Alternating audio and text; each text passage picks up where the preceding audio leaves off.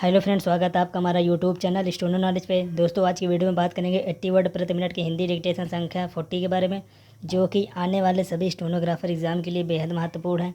तो चलिए फिर दोस्तों, ज़्यादा देर न करते हुए यह डिक्टेशन स्टार्ट करते हैं। प्रधानमंत्री ने केंद्र सरकार के साथ सभी विभागों और मंत्रालयों में मानव संसाधन की स्थिति की समीक्षा के बाद यह जो निर्देश दिया कि अगले 1.5 वर्ष में एक अभियान के तहत 10 लाख लोगों की भर्तियां की जाएं, उसकी आवश्यकता एक अरसे से महसूस की जा रही थी। ऐसा लगता है कि कोरोना संकट के कारण रिक्त पदों को भरने में देरी हुई। जो भी हो, कम से कम अब तो यह सुनिश्चित किया ही जाना चाहिए कि केंद्र सरकार के विभिन्न विभागों में जो भी रिक्त पद हैं, उन्हें तय समय में भरा जाए। भर्ती प्रक्रिया की गति देने के साथ ही इस पर भी ध्यान देना होगा कि वह किसी गड़बड़ी का शिकार न बनने पाए। यह अपेक्षा इसलिए है क्योंकि हाल के समय में हुई गड़बड़ी के साथ भर्ती परीक्षा के प्रश्न पत्र लीक हुए। इसके जहां अभ्यर्थियों से समय और धन की बर्बादी हुई है, वहीं दूसरी ओर सरकार को बदनामी का भी सामना करना पड़ा है। रिक्त पदों को भरने के साथ ही ऐसी भी कोई व्यवस्था बनानी होगी जिससे शासन प्रशासन की कार्यकुशलता बढ़े।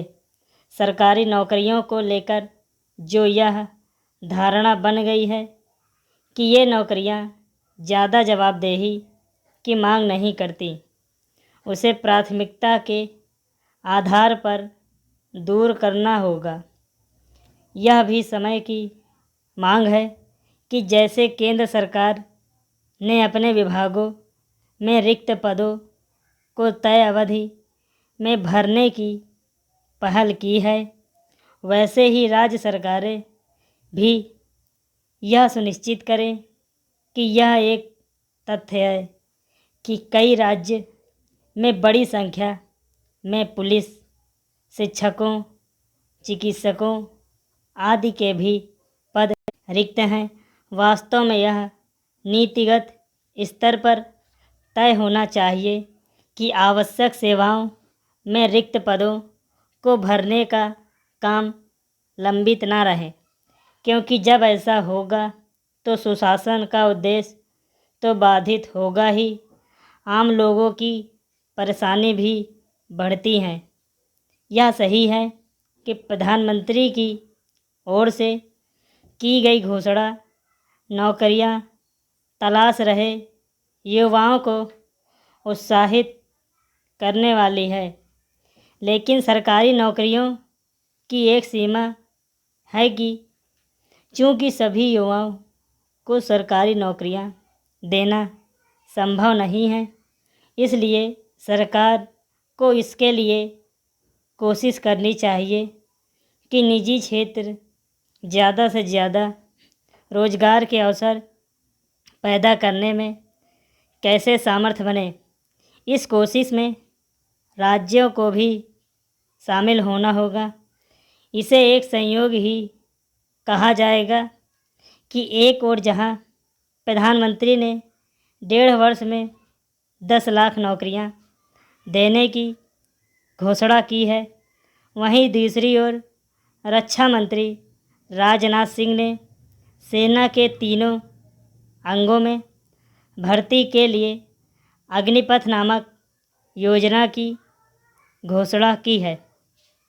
उम्मीद की जानी चाहिए कि अपनी तरह से यह अनूठी योजना सेना की ज़रूरतों को पूरा करने के साथ ही उन युवाओं को भी आकर्षित करेगी जो सशस्त्र बलों का हिस्सा बनने के आकांक्षी हैं।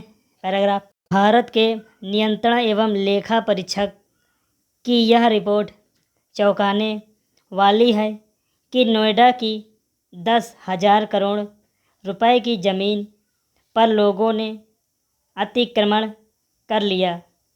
किसी सरकारी ज़मीन पर कब्जा होते रहे और अधिकारी और कर्मचारी उदासीनता बने रहे तो इस कार्य और दायित्व के प्रति घोर उदासीनता ही माना जाएगा। सीएजी की रिपोर्ट के अनुसार लगभग 75 लाख वर्ग मीटर भूमि पर अवैध कब्जा। यह रिपोर्ट अन्य प्राधिकरणों को भी सचेत करने वाली है कि यदि नोएडा में ऐसा हो सकता है तो अन्य स्थानों पर भी हो सकता है। अब ज़रूरत इसकी तय में जाने की है कि ऐसा क्यों हुआ और इसके लिए कौन जिम्मेदार है।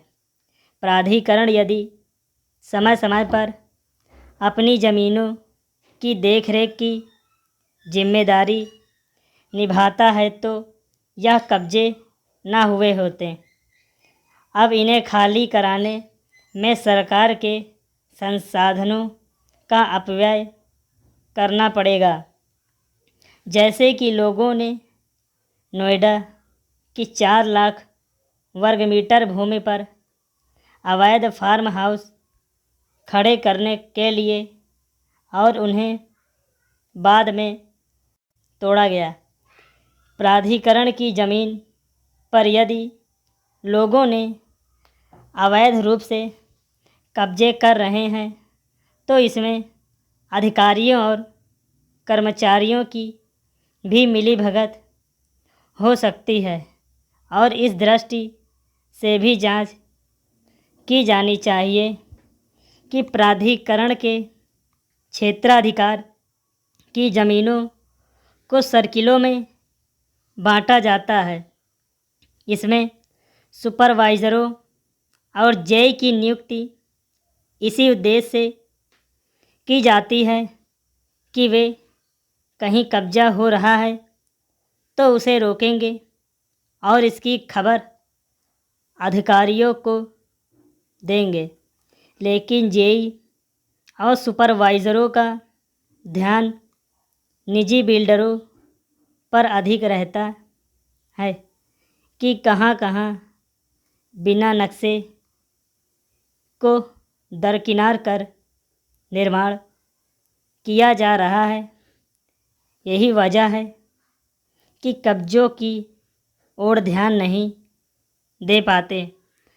अवैध कब्जों के लिए सर्किल के अधिकारियों को जिम्मेदार मानकर उनके खिलाफ कार्रवाई की जानी चाहिए, तभी इस पर अंकुश लग सकेगा।